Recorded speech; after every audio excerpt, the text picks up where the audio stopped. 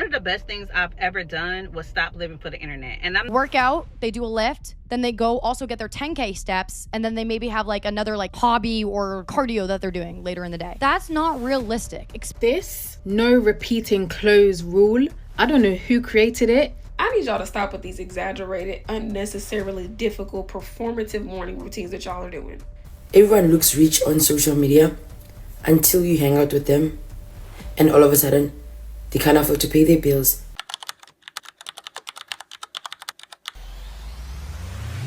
A lot of people are quietly ruining their lives, trying to live like influencers. And the problem is, you are copying something that was never ever meant to be copied. Somewhere along the way, the line between influencers and regular people became blurred. And I blame that to access to filming equipment, access to our phones.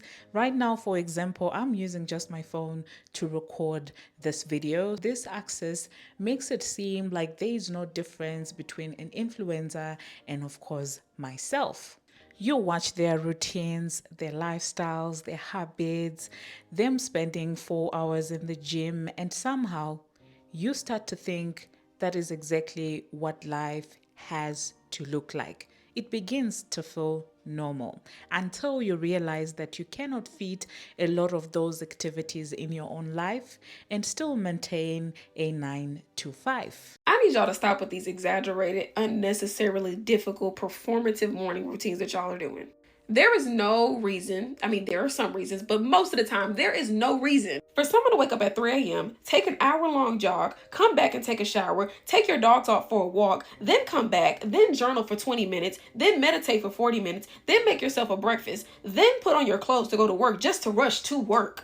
And then you wonder why you're not feeling productive. It's a catch-22 because while you're doing things that seem productive, you're not actually doing things that make you productive. You found that morning routine somewhere on Instagram from somebody else's life that you have no context to understand why they're doing things the way that they're doing them and in the order in which they're doing them, and you think it's going to work for you. What you're really afraid to admit is when you saw that person, you thought that they were inspirational, motivated, and productive, and you don't believe those things about yourself. So that's why the morning routine that you create on your own, that your body's actually telling you that you need, will never feel good enough, and you won't feel good enough. You're trying to perform productivity that is not authentic to you. You're trying to perform behaviors and attributes that you don't even believe about yourself. And so this productive morning routine is actually going to be counterproductive for you. What you need to do is start figuring out what time of day you work best, figuring out when you have the most energy versus when you have the least energy, figuring out what your daily anchors are that you want to build your schedule around, and figuring out what your values are for how you spend your time every day. That way, just because your morning routine starts at 10 a.m. and not 3 a.m., you don't feel like you're less than a person who starts at 3 a.m. And just because you work on your creative projects at 12 a.m. as opposed to 6 a.m. like somebody else, you don't feel unworthy or broken. People seem to not understand that for influencers, this is not just a lifestyle. It's work. The trips, content. The routines, content. The outfits, it's all content. Even the aesthetic is all part of the job. Yeah, all of it. That very curated kitchen that is always spotless, that looks like no one even cooks anything in it. Yeah, content. That very much curated early morning routine, all content. When you take a step back and remind yourself that someone set up a tripod to film all of that, I do feel like it allows you to sit down and touch some grass. Things people do on this app. Number one, I just woke up. No, you didn't. You had to wake up to set up your phone and then get back in bed to then start filming. You did not just wake up. Stop it. Number two, tap, immediate scroll. Immediate scroll. You are not an ASMR channel, and even if you were, this is not soothing. Number three, oh my God, you guys, run. Do not walk. Run to go get this. This is the greatest hair clip. Are you seeing this? Are you seeing this? I'm obsessed. My TikTok shop link is here. It's going to run out fast. Get it. There's no product in the world worth running to go get. Absolutely not. And number four. Oh my God, I'm nervous. Oh, I'm scared to try this.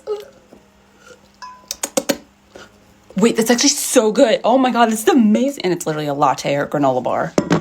You are not scared to try a drink or a food. Stop it. Unfortunately, because of this pressure, now you have people who are buying things that they do not need, attending events that they cannot afford, constantly upgrading their lifestyle. I mean, recently, things like going to events like Coachella, for influencers, it can be sponsored. But for you, you are taking it from your pocket, from the earnings of your 9 to 5. You're not going to get any return financially from that event, unlike influencers, of course. I just spent $34,000 to go to Coachella weekend 2 because I had FOMO. Let's talk about it. Today we're doing a house tour of the $83,000 Airbnb I bought for 3 nights at Coachella. We got 12 artist passes and a table at the main stage, and it ended up being $67,980. You guys know me, so obviously I booked a private jet, and a round trip to Coachella Valley cost me $37,490. We originally had an Airbnb booked way in advance for $29,000, but they canceled on us 3 days before the event. So we had to book another Airbnb, and that total was $83,375. And as I said prior, I got a stylist, and all of the clothes that she got me ended up totaling to be $5,000. So the total cost for 3 days at Coachella is $192,845.86. Same thing with products. A lot of what you see is PR, gifted, and some of it can be deducted as a business expense. And then there's you, and you try to follow all of that. You buy 20 products claiming it's skincare. Meanwhile, it is money coming straight out of your pocket. Money that is not going to make you more money, unlike the influencers. Now, do I blame you? I'm not blaming you. It is just time for us to wake up and touch grass, because I do feel like sometimes with social media, if you don't go outside, you may end up thinking that what's abnormal is actually normal. Let's declutter my ridiculous skincare collection. This is a box of unopened backups, and these are 2 mostly open drawers. I use barely any of this, so 90% has to go today. I'm going to do the backup drawer, and I'm going to do the cleansers in a second video. Starting off, these are all my toners and face mists. I've got 31 in total, which is just way too many. I use hardly any of these, so this is what we're left with. I'm keeping 12 of these. I use these quite a lot with my skincare tools. I like these really hydrating ones. They work so well with my Zip and my Medicube. And I'm decluttering these 19, so I either didn't use these, they broke me out, or they irritated my skin. My skin is so sensitive and acne prone that things break me out really easily. So gutted about this Ilia one. This one broke me out so bad. Next is a bit of an easy random one. So we've got all my toner pads, my micellar water that I use to take off my makeup, and the products that I use with my Zip. And this is what I'm keeping. Both of these are nearly empty, so I use them up quite quickly. I really like this Zip gel. I'm keeping the Medicube Zero. No one, and I mean no one, not even professional makeup artists, need this many brushes. This is what 10 plus years of hoarding and collecting makeup brushes looks like. I don't even know how many there are. Probably already know what I'm gonna say. Today, we are getting rid of half of my makeup brushes. Now, the reason this is not gonna be easy is because I have an intense attachment to all of these. They're all associated with periods of my life when I got them, but I gotta let them go. Actually, it's probably easier to start with what I'm gonna keep. The new Morphe brushes, Charlotte Tilbury, the Makeup by Ariel Morphe brushes. I have MAC brushes in here. These are brushes I use consistently, so this is a keep. This is another consistent one for me. We have Sephora collection, Morphe brushes, the Rose and Ben brushes, which are absolutely phenomenal. These are like my professional brushes. They're expensive, and I use them a lot. So 1 million reasons why I'm starting Project Pan in 2026. Then there are those things that do not seem serious. Feeling like you cannot repeat your outfit, feeling like life has to look aesthetic all the time, feeling like every single moment and experience has to be documented. Individually, they seem harmless, but when put together, they create pressure to constantly perform your life as opposed to actually live in it. Hey besties, you know what time it is. Help me pick out my shower routine for the night. Tonight I want to do an all vanilla scented shower routine, so let's go ahead and get right into it. As always, I'm starting with the Dove Sensitive Skin Beauty Bar for my first cleanse. Now I need to pick a body scrub, and I'm obviously going to use the vanilla one from Tree Hut. This scrub is literally so good. It pairs very well with any scent you could think of. Now it's time to pick a body wash. I haven't used this one in a while. I am going to use Warm Vanilla Sugar from Bath & Body Works, and I need a restock soon because I'm almost out of this. And not too much on my Warm Vanilla Sugar. I know some of you guys don't like her, but I will always love her, so not too much on my girl. Now I have to pick a body lotion, and I will be using this one right here. I am going to be using Vanilla Bean from the lotion company. This is one of my favorite lotions by them. This is going to go so nicely with this routine. For some extra moisture, I will be using a body glaze. I just have to find the one I want to use, and she is right here. So I will be using the Vanillionaire body glaze from Canvas Beauty. Now I need to pick a body oil. Oops, wrong drawer. Okay, here are all my Canvas Beauty body oils, and I'm going to use this one right here. I will be using the So Very Very Vanilla from Canvas Beauty. These body drops are so good. Now I need to pick a body spray, and I'm going to use this one right here because I haven't used this in a while. This is Bare Vanilla Untamed from Victoria's Secret. This is more like a spicy vanilla, and it is so good. Last, it's time to pick a perfume, and I'm actually going to pick a perfume from this little island thing. I see the one I want to use. So for perfume, I'm going to be using Vanilla Vice from Sniff. This is one of my all-time favorite fragrances. Okay, besties, here you have it. Here is my vanilla routine for tonight. Let me know what you think and what scent I should do next. Okay, I am begging influencers to start re-wearing clothes and posting in the same outfit on multiple occasions because the overconsumption has gotten ridiculous. Like, why did I just see a high schooler talking about how she really likes this dress, but she already posted it once so she can never wear it again? If I bought a nice dress in high school and I only wore that thing once, my mom would literally never let me hear the end of it. And obviously, I'm not talking about special occasion dresses, your homecoming dresses, your prom dresses, wear those once, I get it, it's fine. But in high school, my friends and I had this thing where if a shirt was $20, that meant we had to wear it at least 20 times or see ourselves being able to wear it at least 20 times. Even when I post on TikTok now, half of the times I'm wearing the same Lonely Ghost hoodie that I'm wearing in the rest of my posts. I still regularly wear the pair of Ray-Ban sunglasses I got in 8th grade because they're great quality and they're not broken and I haven't lost them. And if you look through my Instagram, you'll see me wearing those same sunglasses in half of my posts. Especially for younger people, like you're still growing. There's no reason you need to be going out and buying new clothes all the time. Anyways, if anyone says anything about you re-wearing an outfit, something is wrong with them and not with you, and you need to keep re-wearing your clothes and just living your life without over-consuming. Okay, thank you for coming to my TED Talk. Put that outfit back on. Yes, I'm talking to you. Before you think that you need to go buy a new outfit because you're nervous to wear your clothes that you paid for again, think again. Over here, I appreciate repeating outfits. I call this repeating outfits philosophy. This is where you create a staple wardrobe and you mix and match those different pieces and it'll always look like you have a brand new outfit on. And it is not just money. It is also your time, because that time you're going to take to prop up your tripod before you eat your dinner, that is time wasted. That time you're supposed to be following around, or that time you're making your husband or your boyfriend or your partner follow you around with a tripod and a camera when you are vacationing, that is also time being lost.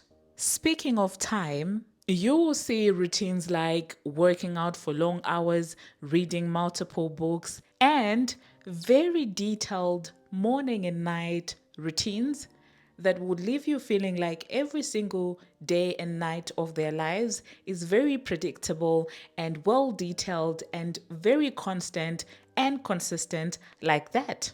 Now, realistically speaking, is there really anyone who can have identical nights in this life? A lot of unplanned activities unfortunately do happen in regular lives. It looks productive, it looks curated, it looks organized, it looks aspirational.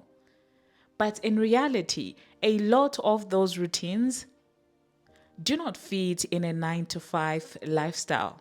So now you are trying to squeeze in an unrealistic routine into a very real schedule. And when you can't keep up, you feel like you're the problem. And sometimes it can lead you into depression. Eat healthy, work out, walk, fiber, protein, complex carbs, walk, protein, fiber, prebiotic, probiotic, walk, work out, exercise, sunlight, make friends, make money, invest, stocks. What are you doing with your money? Eat healthy, work out, walk more. But relax, chill, relax. Balance is key.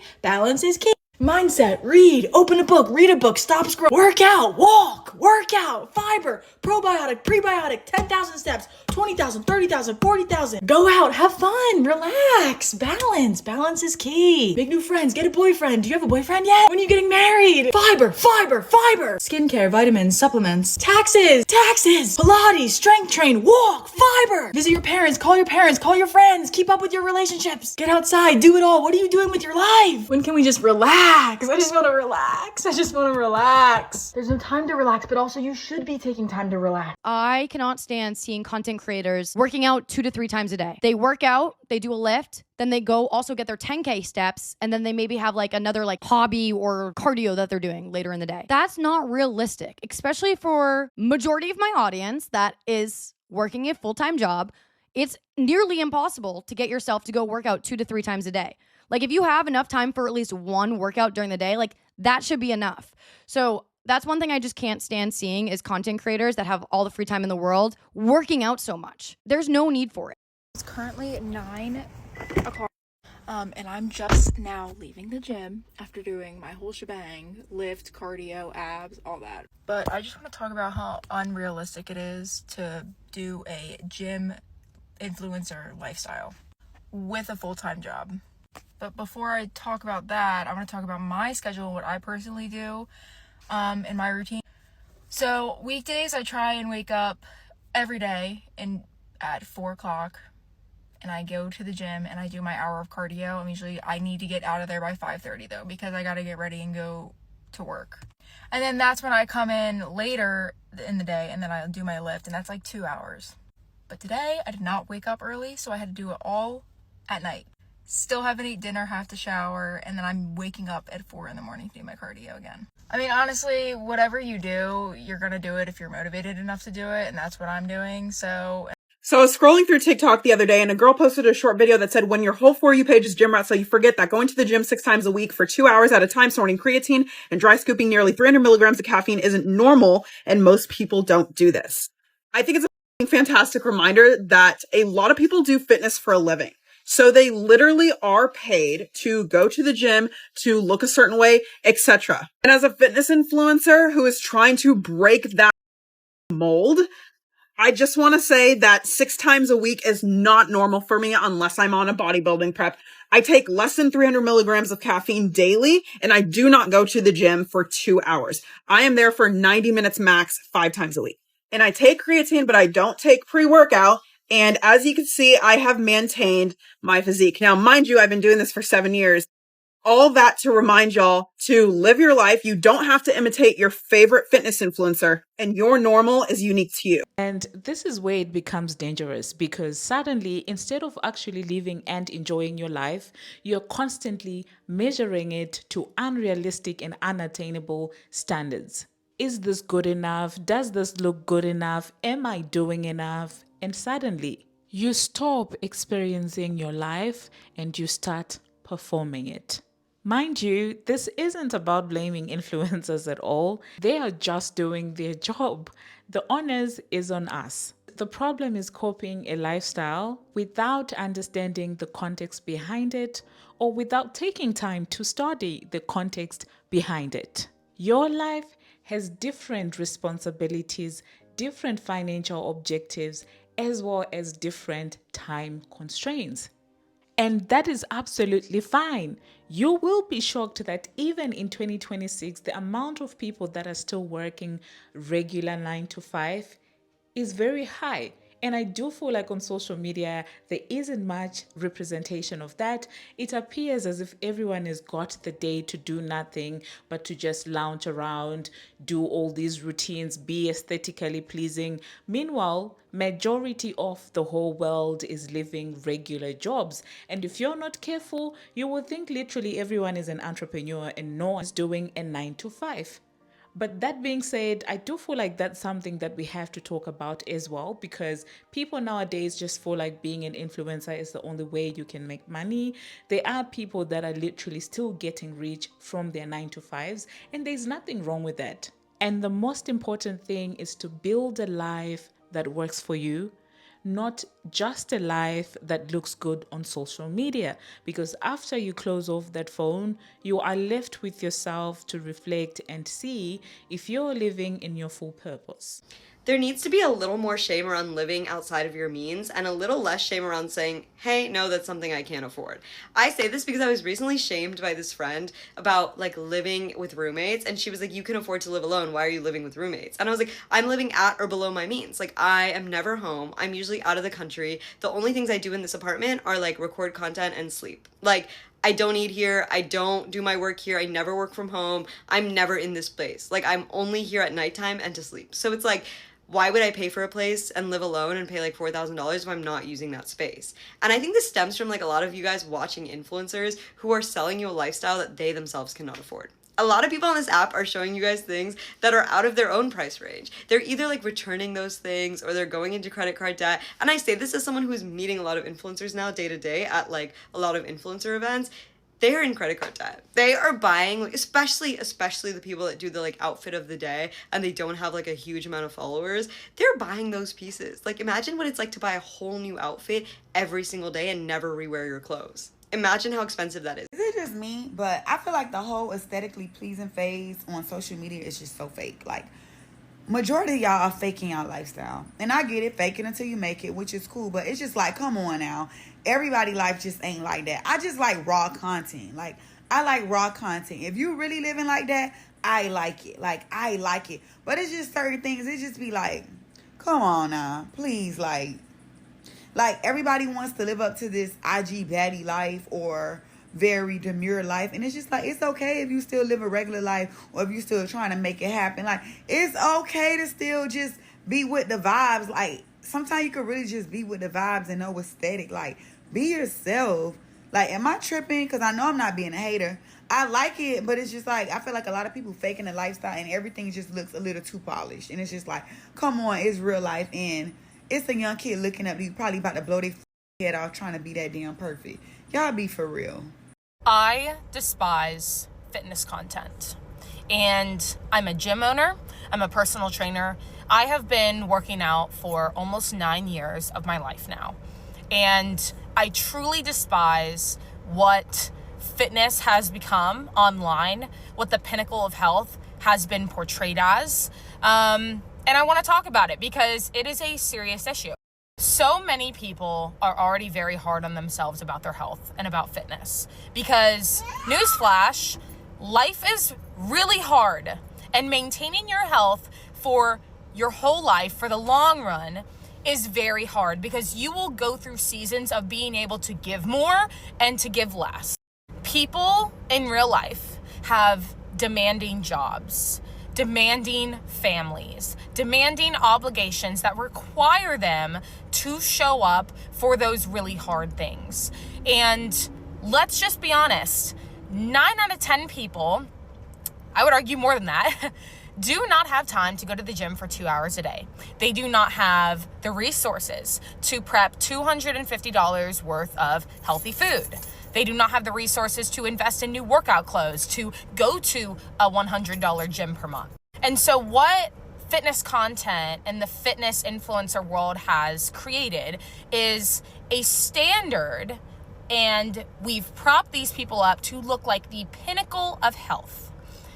And I'm not saying it's their fault because I think that they are so far removed from reality, but they truly don't know what it's like to have to wrangle your toddler in the morning, screaming, put them in the car when it's 20 degrees outside, and go to the gym before you have to work a 9 to 5 job. And this has truly set people up for failure because they look at these influencers, they look at these people who are so-called the pinnacle of health, and they say, well, I need to be just like them. I need to be doing their routine if I want their body, if I want their mindset, if I want all these things that they have. And that just couldn't be further from the truth because they are showing you a sliver of their life. And that sliver is something that they're getting paid to do. They're getting gifted workout clothes. They're getting paid to go to the gym for 3 hours and film and make content. But yet we've set this up as the standard. When in reality, the standard really is so much less than you need to give to really see awesome results. It doesn't have to look like going to the gym for 3 hours. It might look like finding a gym with childcare and going for 30 minutes and just moving your body. It looks like taking your kids on a walk, on a bike ride, going to the hotel gym for half an hour before you're slammed with meetings all day. Sustaining your health for your whole entire life will come in seasons, and it will look different, and the time you have to give and energy towards your health will look different based on the season of life you're in. But this is not what's portrayed on social media because it's boring and it's not glamorous, and everyone wants to see the really hard leg days. They want to see the really cool gym clothes. They want to see the hundreds of dollars of meal prepped in advance at the beginning of the week. Like, that's what people want to see. Skincare tip that's going to change your life. It's to stop following the viral skincare trends on TikTok. I'm telling you, you are ruining your skin. You're ruining your skin barrier. You're messing it up. Slow down. Stop changing your skincare every 3 business days. Your skin is not used to it. It takes like 5 to 6 weeks just for your skin to get used to something and to actually show a difference in the integrity of your skin. If I could shout on the rooftops, I would tell you, do not listen to viral skincare advice. At the end of the day, an influencer lifestyle is only sustainable if that is actually your job. And if it's not, it can drain your money, your time, and your peace. On this channel, we don't only talk about what looks good. We don't only talk about topics that are agreeable. We talk about topics that actually matter and topics that we may not all agree on. We are not here to attack each other, but to help each other go outside and touch some grass. Thank you so much for 500 subscribers. And I did promise you that as soon as we hit 1,000 subscribers, we will be buying an actual microphone holder. So to celebrate the 500 subscribers, I have done away with the spatula because some of you were complaining. So here it is. Until we get to 1,000, I will be using just my hands. When we get to 1,000, I will upgrade to an actual microphone holder and a proper camera. For now, thanks a lot for these much subscribers. I truly wasn't expecting this. And the love that you guys have been showing on the videos is truly humbling. Thank you so much. And if you are seeing me for the second time and you haven't subscribed, what are you waiting for? Till my next one. See you.